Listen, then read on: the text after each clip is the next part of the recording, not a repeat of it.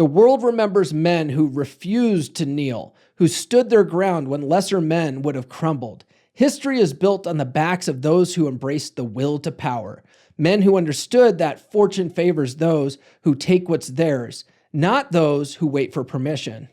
King Leonidas of Sparta knew that his army was outnumbered. He knew that the Persian horde dwarfed his forces 100 times over.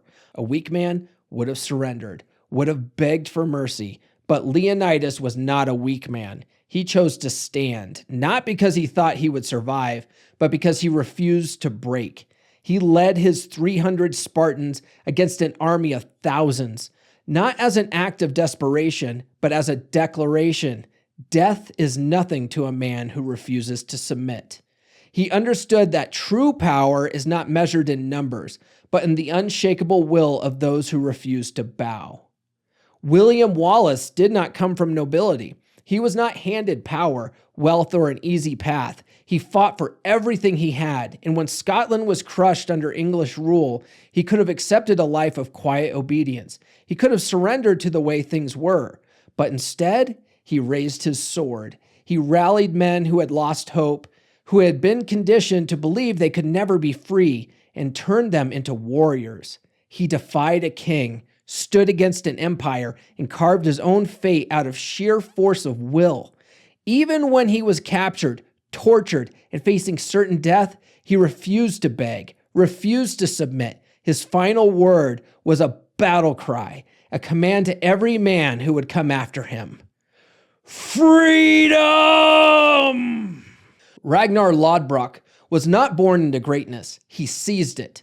A farmer who became a king, a warrior who defied kingdoms, a man who saw the world not as it was, but as it could be if he was bold enough to take it.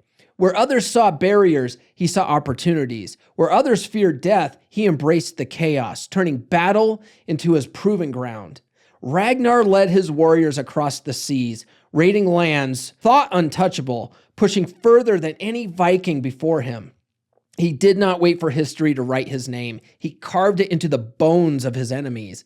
And when the day came that he was captured, thrown into a pit of vipers, he did not scream. He did not plead. He laughed in the face of death because he knew he had already won.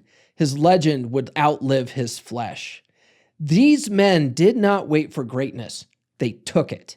They faced fear and conquered it. They embraced suffering and turned it into fuel. They stood when lesser men would have knelt. That is what the will to power is about.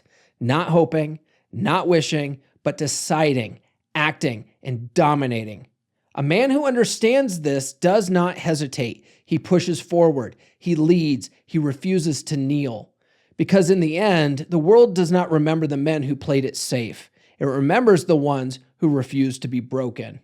And once a man masters this, he does not just live, he becomes legend.